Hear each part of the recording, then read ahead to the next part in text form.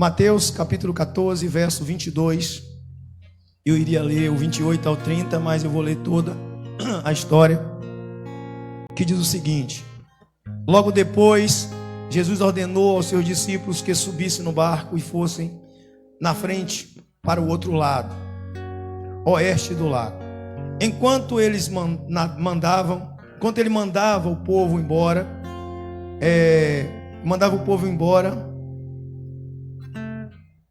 depois de mandar o povo embora, Jesus subiu um monte a fim de orar sozinho. Quando chegou a noite, ele estava ali sozinho e naquele momento o barco já estava no meio do lago. E as ondas batiam com força no barco, porque o vento soprava contra ele.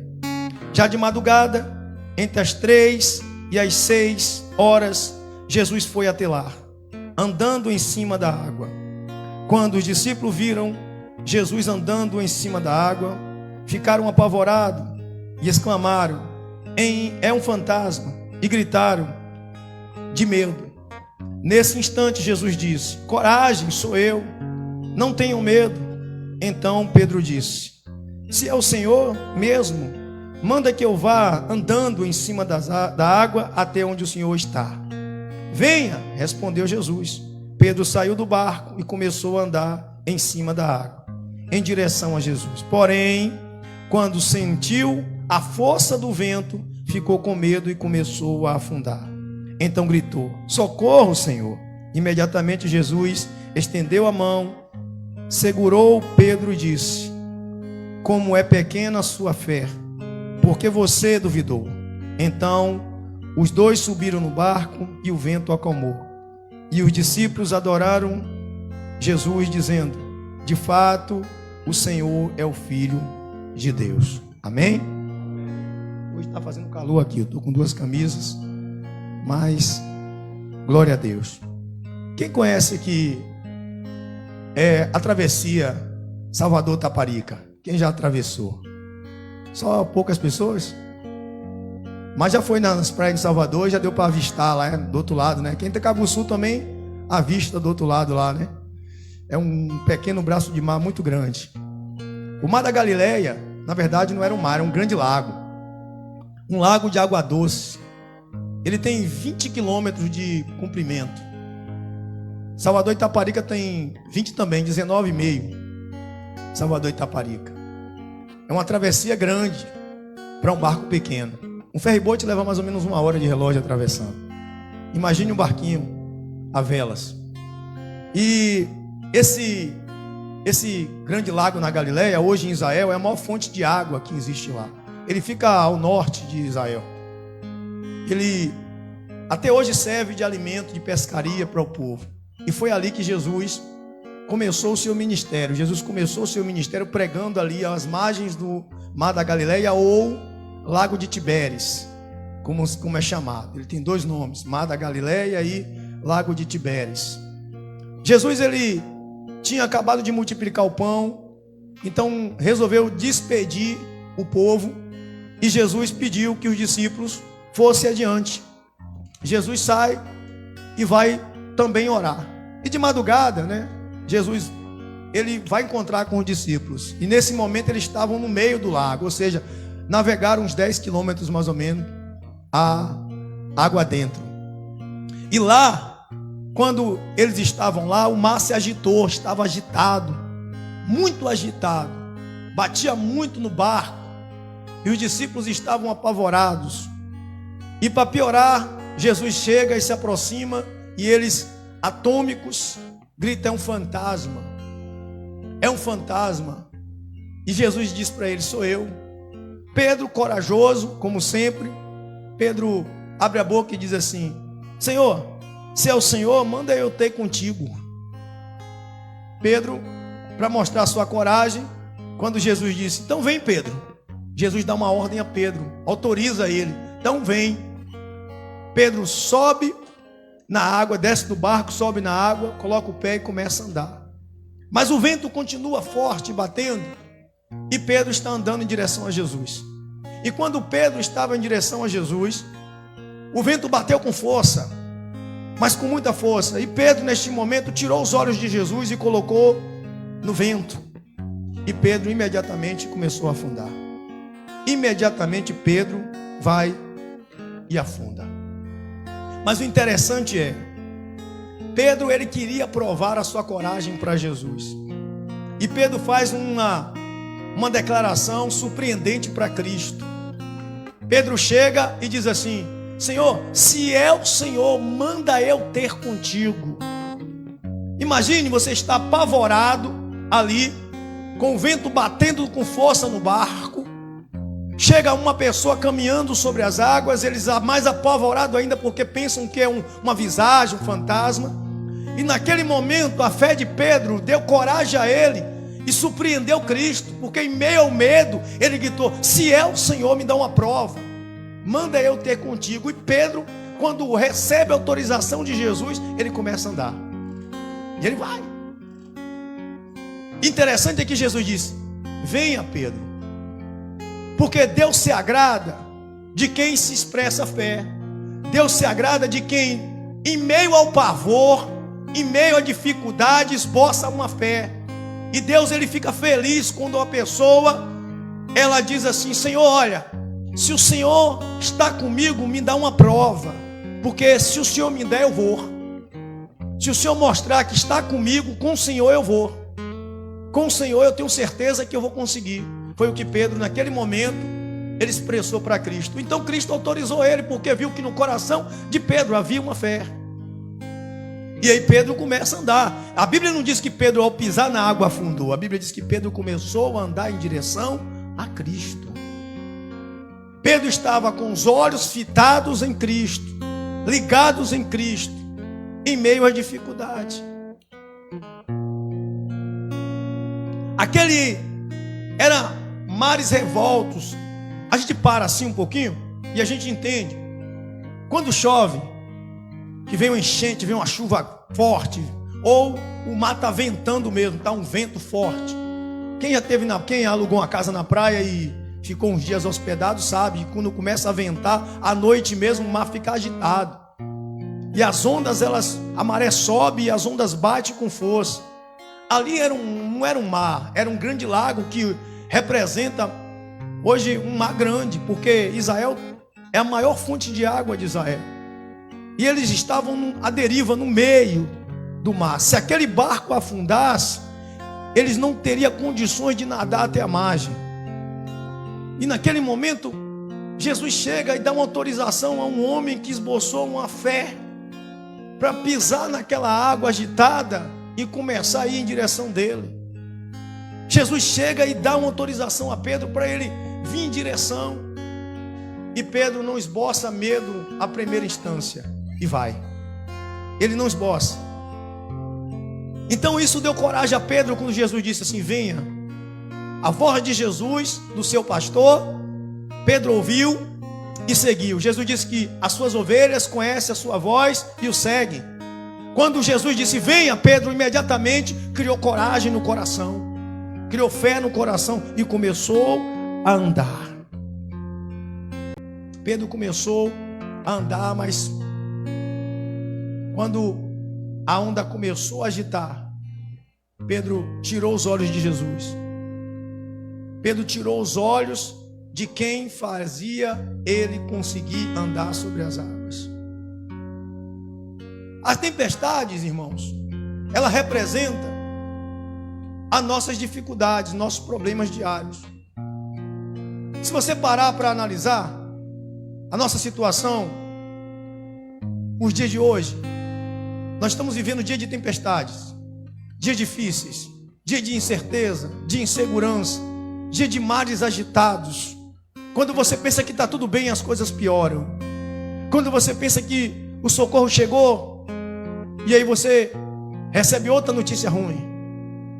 É aquela notícia que fechou tudo e o patrão disse assim: olha, as coisas estão difíceis, começou a ficar tudo difícil e eu vou ter que demitir pessoas. E você começa a entrar em aflição e dizer: será que é eu que vou ser demitido? Será que sou eu no quadro de funcionário? O patrão disse que vai mandar a gente embora porque as coisas estão difíceis.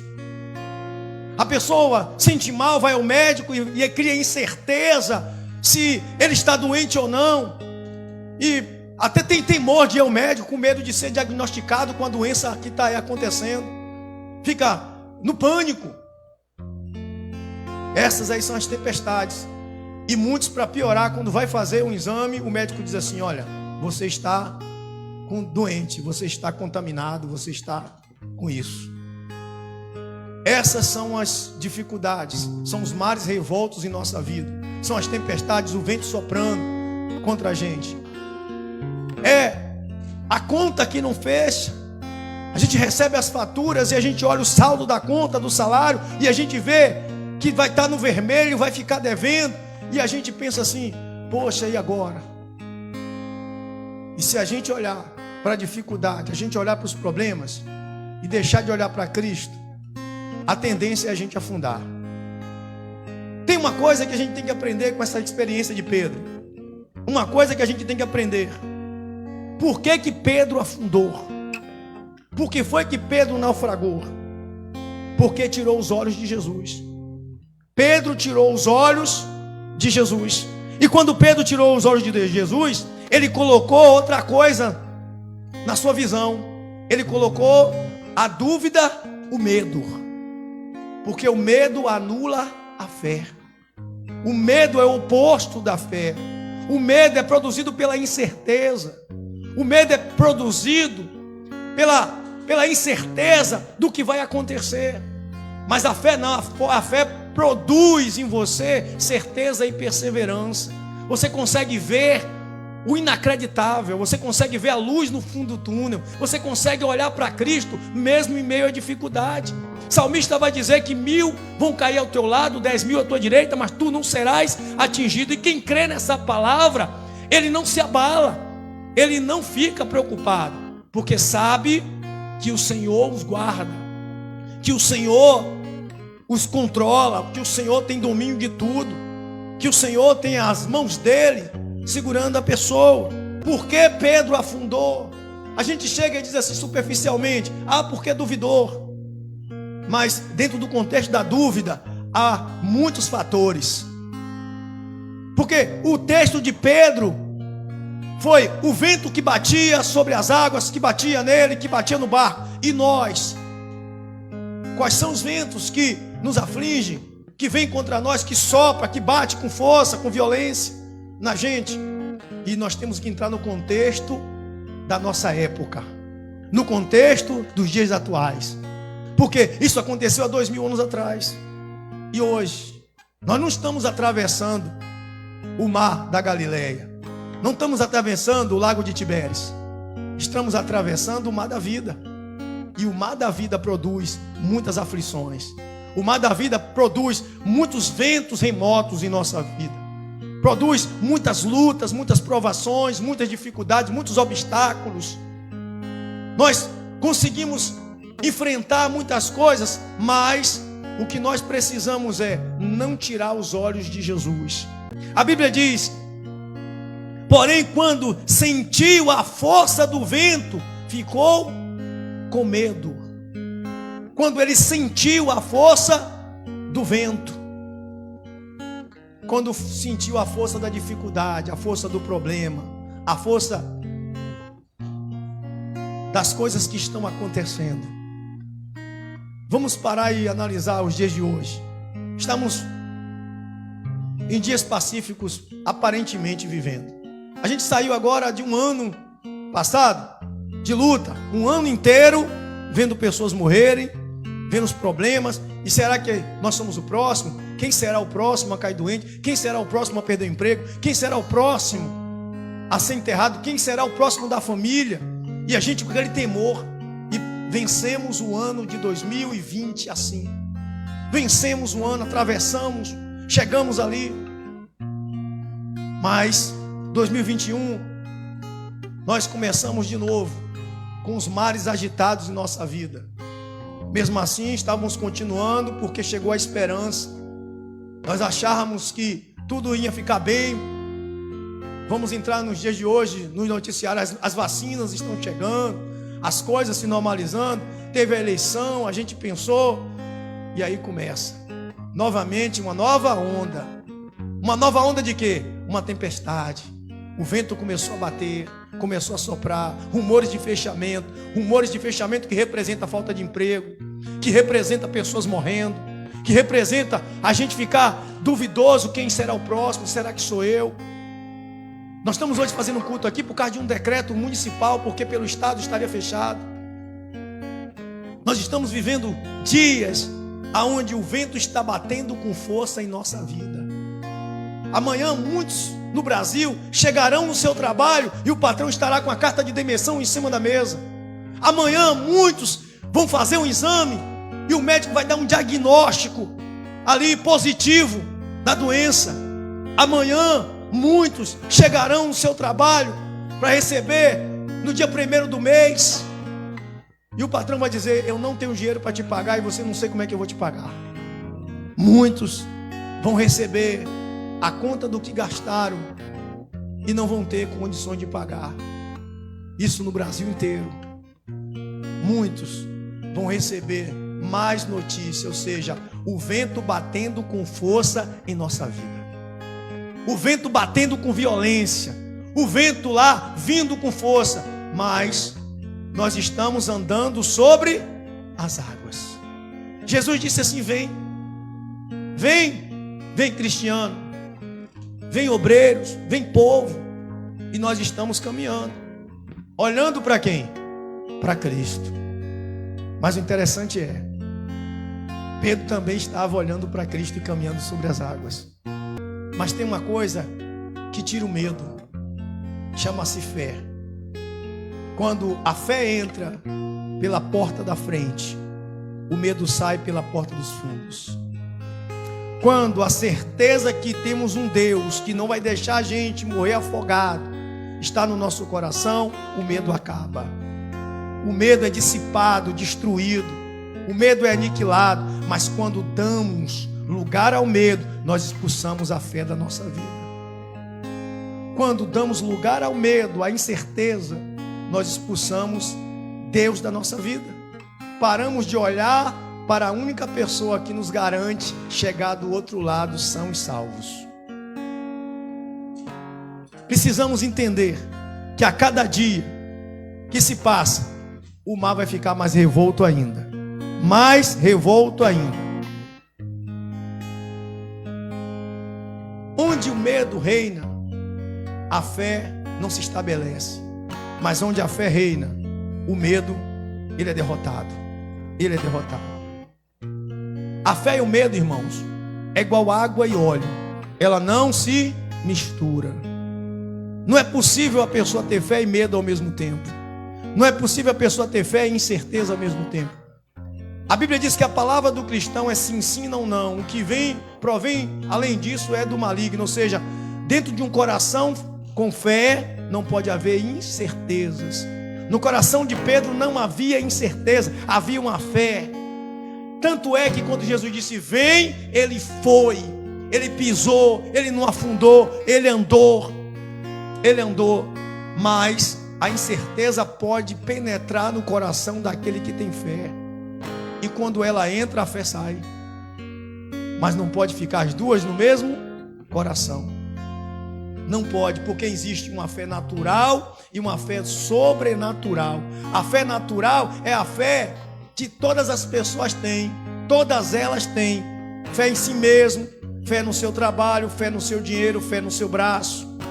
É a fé natural, mas a fé sobrenatural é que produz o milagre, porque aos olhos da física ninguém pode andar sobre as águas. Aos olhos da física é impossível um ser humano flutuar sobre as águas. Ali produziu no coração de Pedro, aquele vem de Jesus, produziu uma fé sobrenatural, porque se ele tivesse uma fé natural naquele momento, no primeiro passo ele afundaria, mas ali produziu um milagre. Aquele milagre foi um milagre que fez Pedro ter mais coragem do que os 11 que estavam no barco. Foi aquela fé que surgiu em Pedro, foi quem fez Pedro tomar a ousadia de ir em direção a Jesus, porque só ele teve coragem. naquele momento, mas no meio da caminhada acontece uma coisa que acontece com todos nós, comigo e com você. As pancadas da vida, é o mar com força agitada, é o vento batendo na gente, batendo com força, é o que diz as Escrituras. Jesus respondeu, versículo 29, venha. Pedro saiu do barco e começou a mandar em cima das águas, em direção a Jesus. Porém, versículo 30, quando sentiu a força do vento, ficou com medo e começou o quê? A afundar. A gente precisa não sentir a força do vento, porque se a gente sentir a força do vento, a gente vai ter medo. Se a gente sentir, e sentir a força chama preocupação, chama turbar o coração, chama desanimar quando vê a dificuldade, não enfrentar o problema. O primeiro conselho é: não olhe para o vento. Não olhe para o vento, ou seja, não olhe para dificuldades, para os problemas que virão. O segundo conselho é: não olhe, não deixe que os problemas causem medo em você. Não deixe que os problemas causem medo em você. Por quê? Ou você confia em Deus ou não confia. Ou você confia em Deus ou não. Ah, pastor, eu confio em Deus, mas quando vem o problema eu quero dar o meu jeito. Isso aí não é confiança. A confiança é esperar no Senhor. Ter paciência é confiar em Deus. Quando a gente espera, a gente está dizendo: Deus, eu confio em Ti e em mim nada vai acontecer. Os momentos são difíceis, mas eu preciso confiar que o Senhor suprirá a minha vida. Eu preciso confiar que o Senhor tomará conta de mim.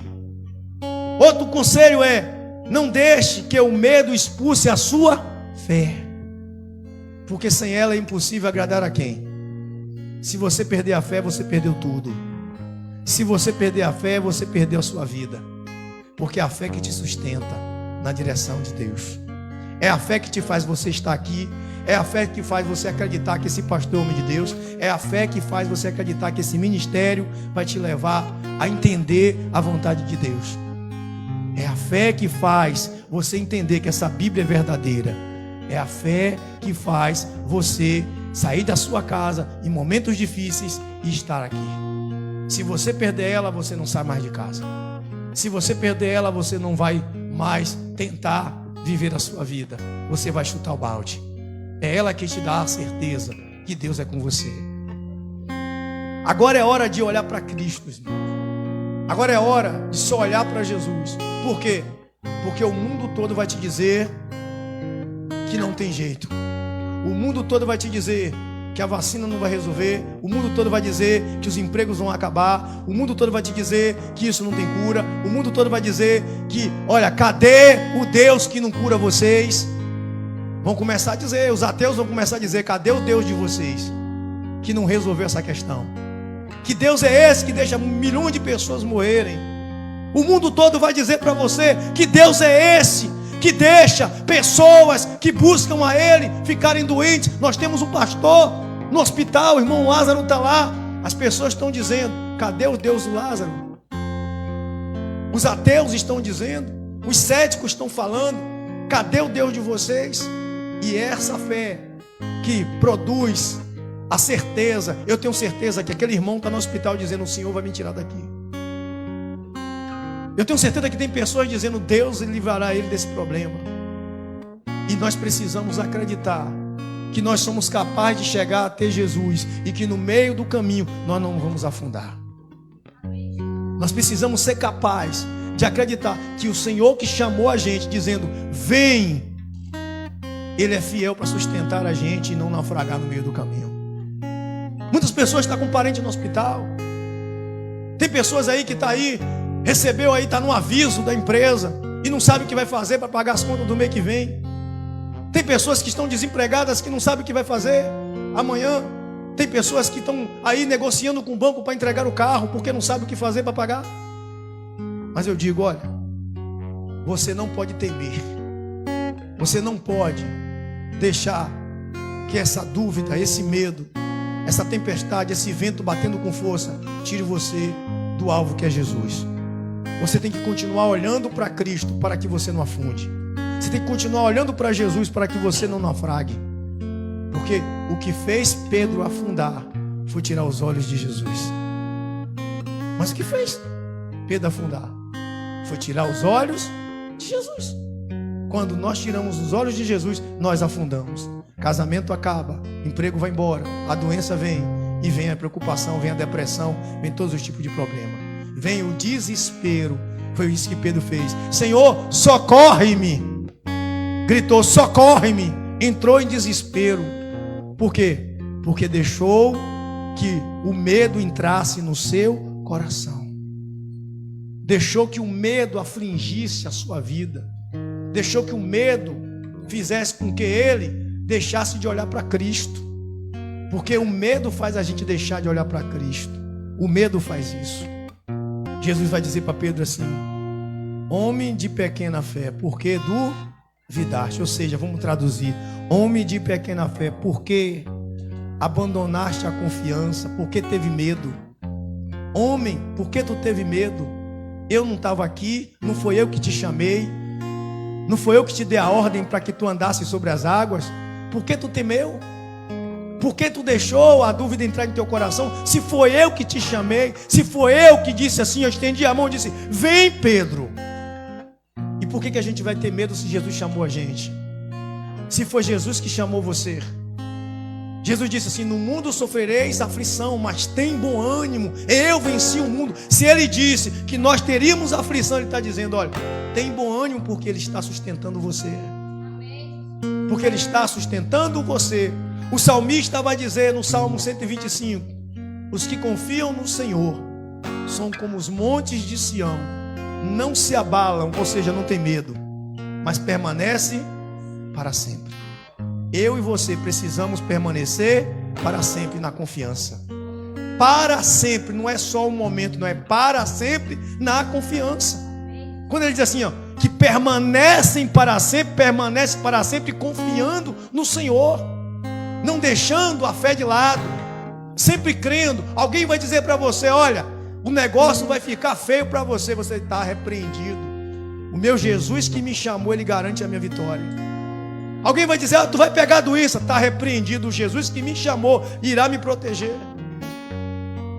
Alguém vai dizer: olha, teu casamento vai acabar, você vai dizer: está repreendido, porque o Jesus que prometeu que se eu cresce nele, seria salvo eu e a minha família. É isso que nós temos que continuar crendo, porque eles vão querer fechar as igrejas esses dias, eles vão querer parar a gente, eles vão querer fazer a gente parar de adorar, eles vão querer fazer a gente afundar na fé, eles vão querer fazer a gente desistir da caminhada. Mas nós vamos dizer: olha, nós somos da resistência, nós não duvidamos, não temos medo. Nós cremos que o Senhor irá cuidar da gente, que o Senhor irá proteger a gente, que o Senhor irá suprir a gente, porque está escrito, né, que até aqui o Senhor nos ajudou. E Ele vai deixar de ajudar? Não, porque Ele não é homem para que minta, nem filho do homem para que se arrependa. Agindo Deus, quem impedirá, irmãos? Agindo Deus, quem é que vai impedir?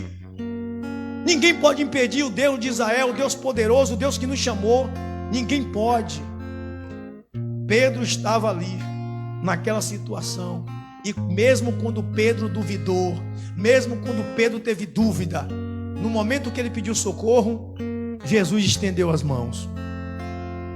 Mas a gente vai ficar esperando o medo entrar para pedir socorro? A lógica é não ter que pedir socorro, é continuar olhando para quem? Para Cristo. Olho para o alto, de onde vem o quê? O meu socorro. Olho para o alto.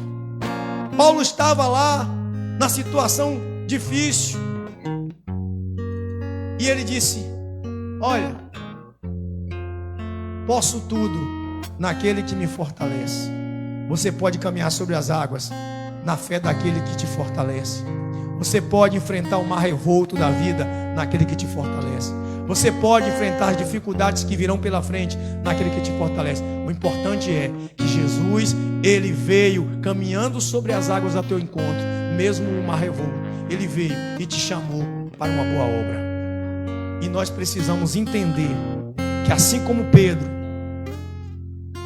passou pelaquela situação, nós também vamos passar. Só que nós não podemos pegar o mesmo exemplo de Pedro, duvidar de Jesus. Porque Jesus está com você todos os dias. Ele falou assim: eu estarei convosco todos os dias, até a consumação dos séculos. Ele disse: eu estarei com vocês. Creia que Ele está com você até a consumação do século. Não duvide de Jesus. Ele está sempre com você. Levante de manhã, sai para o seu trabalho dizendo: o Senhor está à minha direita, o Senhor está ao meu lado. Eu não vou me abalar, eu não vou ficar afligido, eu não vou desistir. Alguém vai dizer para você: olha, não paro, Deus é comigo. Creia, não desista. Alguém vai vir passando no seu celular, meio mundo de coisa para lhe atribular. Você vai pegar e apagar, deletar, e vai dizer assim: o meu Redentor vive. Eu creio. De ontem para hoje eu recebi meio mundo de bombardeio no celular, de palavras de incrédulo, de negacionista, dizendo: olha, o homem vai acabar com tudo, vai fechar tudo, vai piorar tudo. Eu estou repreendido, não vou ficar em pânico. Não vou ficar em pânico. Eu não vou. Foi fake news, até que o pastor morreu. É brincadeira? Até que o homem estava lá no hospital, lá, o Deus usando lá os médicos, cuidando do pastor. E aí vem um atribulado, usado por Satanás, e diz assim: olha, que ainda faz um áudio parecendo uma matéria jornalística dizendo que o pastor tinha morrido. Para você ver como é que o diabo trabalha para colocar dúvida no coração das pessoas. Para você ver como trabalha para colocar dúvida no coração das pessoas. Irmãos, eu já vou terminar. Irmãos, e nós, esses dias temos que ter cuidado para que, olha, as ondas que vêm, o vento forte que bate com força na gente, não tire a nossa fé e não faça que a gente tire os olhos de Jesus. Porque se você olhar para a dificuldade, se você olhar para as palavras de derrota, você vai deixar de olhar para Cristo. Você vai deixar de crer. Você vai deixar de confiar. Você vai começar a se entregar ao Deus deste mundo, ao Deus Mamon. Você vai se corromper. Você vai começar a duvidar do que Deus tem para você.